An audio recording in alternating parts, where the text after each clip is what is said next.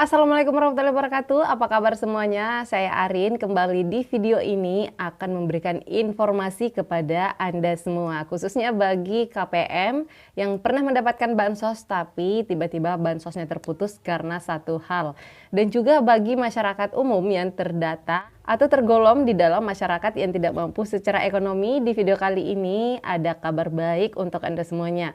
Karena di tahun 2023 ini Anda berkesempatan bisa mendapatkan bantuan sosial juga sama seperti yang lainnya yang sudah lama mendapatkan bantuan sosial seperti PKH, BPNT, BLT, BPUM, dan juga bansos-bansos lainnya. Nah, caranya seperti apa dan apa aja syaratnya? Pastikan nonton video ini sampai habis dan dukung channel ini dengan cara klik like dan share ke seluruh sosial media yang Anda punya, serta klik subscribe dan juga aktifkan lonceng notifikasinya agar tidak ketinggalan dengan setiap informasi mengenai bantuan sosial yang selalu saya bahas di channel ini.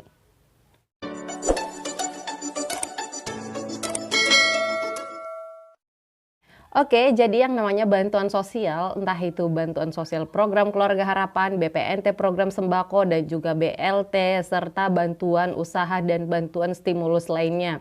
Nah, bantuan sosial ini yang perlu kita semuanya ketahui adalah bansos tersebut itu ada kuotanya. Contohnya seperti PKH itu kotanya 10 juta KPM di seluruh Indonesia, dan untuk BPNT itu kotanya 18,8 juta KPM, serta KIP atau PIP itu juga ada kotanya, dan bansos BLT lainnya semua itu ada kota penerimanya, jumlah penerima yang sudah ditentukan yang ada di seluruh Indonesia. Jadi apabila kotanya ini sudah penuh, maka sebagian masyarakat yang masih tergolong layak bantu secara sosial ekonomi belum bisa mendapatkan bantuan sosial karena kotanya sudah penuh. Contoh, di seluruh Indonesia ternyata masyarakat yang tercatat sebagai masyarakat tidak mampu itu lebih dari 10 juta jiwa. Sedangkan kota PKH yang ditentukan itu adalah sebesar 10 juta KPM untuk seluruh Indonesia. Jadi otomatis masyarakat yang lain yang tergolong layak bantu juga belum bisa mendapatkan bantuan sosial karena kotanya sudah penuh. Begitupun juga dengan bansos-bansos lainnya. Nah, kenapa kota ini ditetapkan? Kenapa kota bansos ini dibuat? Itu karena anggarannya di awal itu memang sudah dibuat oleh pemerintah. Nah, contoh misalnya di awal penetapan anggaran itu sudah dialokasikan masing-masing. Dialokasikan contoh misalnya untuk perlindungan sosial sekian triliun, untuk pembangunan infrastruktur sekian triliun, sehingga dari jumlah anggaran yang sudah dialokasikan inilah akan dibagi menjadi ini cocoknya kira-kira berapa kuota, berapa jumlah jiwa, berapa jumlah KPM yang bisa mendapatkan bantuan sosial dengan anggaran yang sebesar ini. Nah, itulah sebabnya ada namanya kuota penerima bantuan sosial. Oke, jadi sampai di sini kita sudah sama-sama paham yang namanya bantuan sosial itu ada kuotanya. Itulah sebabnya kenapa tidak semuanya, tidak seluruh masyarakat Indonesia mendapatkan bantuan sosial.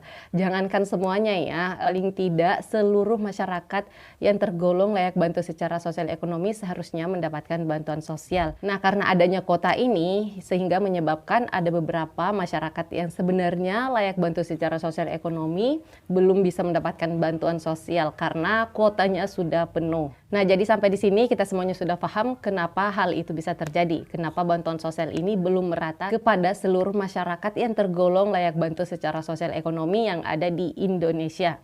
Oke, selanjutnya. Nah, di akhir tahun 2022 kemarin itu telah dilakukan pemutakhiran data di akhir bulan Desember. Nah, sebenarnya sih ini bukan hanya di akhir Desember ya, tapi di bulan-bulan sebelumnya juga telah dilakukan itu. Tapi pada bulan Desember tahun 2022 kemarin itu ada perbedaan karena bantuan sosial PKH, BPNT, dan juga BLT itu dicairkan secara tunai melalui kantor pos Indonesia. Nah, sehingga di sana terlihatlah beberapa KPM-KPM yang sebenarnya orangnya itu sudah tidak ada. Orangnya itu sebenarnya sudah meninggal dunia, tapi karena belum diupdate data kependudukannya dan kartunya masih dipegang oleh ahli warisnya atau tetangganya atau keluarganya atau oknumnya, sehingga untuk bertransaksi itu masih terus dilakukan, padahal ternyata orangnya ini sudah meninggal. Tapi pada saat pencairan bantuan sosial melalui kantor pos kemarin, hal-hal seperti ini tidak bisa dilakukan karena harus ada orangnya langsung datang mengambil bansosnya. Dan ternyata temuan teman-teman yang seperti ini tidak sedikit ya Bapak Ibu, ada banyak sekali di luar sana kejadian-kejadian seperti ini. Nah itulah sebabnya untuk pencarian bantuan sosial melalui kantor pos kemarin itu ada beberapa KPM yang tidak dapat mencairkan bantuan sosialnya dikarenakan ternyata orangnya sudah pindah, sudah lama pindah, atau ternyata orangnya sudah lama meninggal dunia tapi tidak diupdate data kependudukannya. Nah, hal-hal yang seperti inilah yang menyebabkan KPM tersebut tidak dapat mengambilkan bantuan sosial, tidak dapat mencairkan bansosnya, dan dikembalikan ke kas negara yang disertai dengan surat keterangan. Dan itu artinya karena adanya beberapa temuan seperti ini, KPM tersebut ternyata sudah meninggal atau pindah tempat atau tidak ditemukan dan dikembalikan ke kas negara, otomatis di pusat itu akan ada yang namanya sisa kuota. Ada beberapa kuota yang kosong yang dapat diisi oleh KPM-KPM baru atau penerima bantuan sosial yang baru. Dan bukan cuma itu ya, karena di akhir tahun 2022 kemarin, kami semuanya sebagai pendamping sosial itu juga sudah melakukan beberapa survei. Survei langsung kepada KPM-KPM penerima bantuan sosial. Dan di sana ada beberapa yang terindikasi ternyata orangnya sudah mampu secara sosial ekonomi, tapi belum dimutakhirkan bagian sosial ekonominya di data 6NG. Nah, temuan-temuan yang seperti ini akan langsung dikirim ke pusat, sehingga nanti pusat yang bisa menentukan apakah orang ini lanjut menerima bansos atau tidak. Jadi dari beberapa hal-hal yang saya sampaikan tadi, kesimpulannya saat ini di pusat itu memiliki beberapa kuota yang kosong yang dapat diisi oleh penerima bantuan sosial yang baru, yang dapat diisi oleh calon penerima bansos yang baru. Nah, pertanyaannya bagaimana caranya agar bisa mendapatkan bantuan sosial sama seperti masyarakat-masyarakat yang lainnya? Kita lanjut ke segmen berikutnya.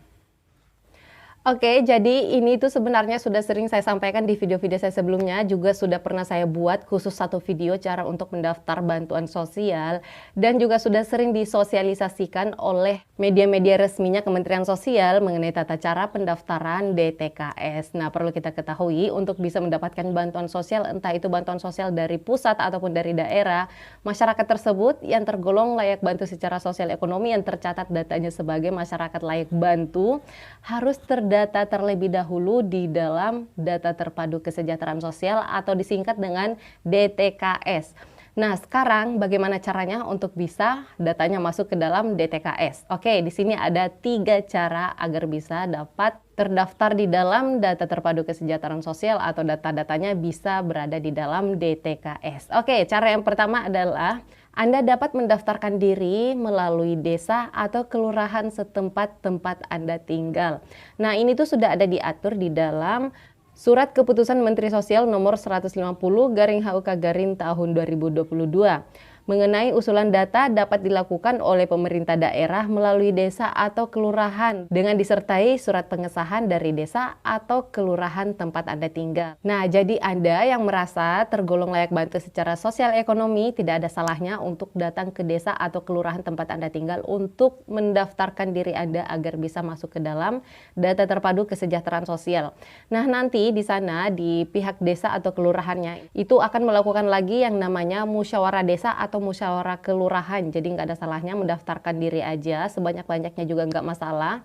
Nanti pada saat musdes dilakukan atau muskel dilaksanakan, di sanalah nanti akan ditetapkan nama-nama siapa saja yang datanya sudah masuk melalui desa, itu akan dibuatkan pengesahan agar datanya dapat diusulkan masuk ke dalam DTKS. Nah, itu untuk cara yang pertama, dan cara yang kedua ini Anda dapat lakukan secara mandiri melalui aplikasi Cek Bansos. Untuk aplikasi Cek Bansos ini dapat Anda download di Play Store atau di Web Store handphone Anda. Cukup mudah ya, dan untuk pengguna iPhone juga sudah bisa mendownload aplikasi Cek Bansos tersebut. Nah, untuk caranya terlebih dahulu Anda harus mengaktifasi akunnya, membuat akun, lalu kemudian di dalam aplikasi Cek Bansos tersebut Anda dapat mengusulkan diri Anda sebagai calon penerima bansos dan juga 5 orang yang ada di sekitar Anda. Jadi ada batasannya ya, maksimal 5 orang dalam satu akun yang bisa mendaftarkan peserta baru masuk ke dalam DTKS. Dan kabar baiknya lagi, Di dalam aplikasi cek bansos ini, Anda dapat menyanggah orang-orang yang ada di sekitar Anda yang ternyata itu mampu secara sosial ekonomi tapi masih mendapatkan bansos. Silahkan sanggah orang tersebut, jangan takut identitas Anda akan ketahuan karena ini tidak akan kelihatan. Dari pihak dinas sosialnya atau dari pihak kementeriannya itu tidak akan mengetahui siapa orang yang menyanggah orang ini, siapa yang menyanggah penerima bansos ini. User Anda, akun Anda tidak akan kelihatan di sana.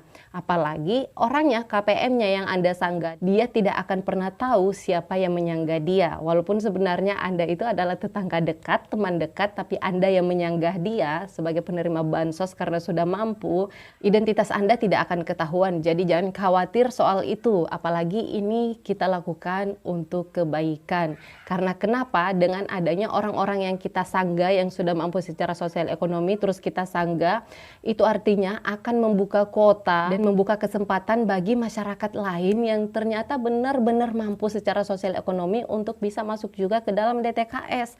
Karena kalau orang-orang mampu ini datanya selalu ada di dalam DTKS, itu akan memenuhi kuota. Jadi dengan menyanggah orang-orang yang mampu, itu artinya akan ada kuota tersisa, membuka kesempatan bagi masyarakat yang layak bantu untuk bisa masuk juga ke dalam DTKS dan bisa mendapatkan bansos.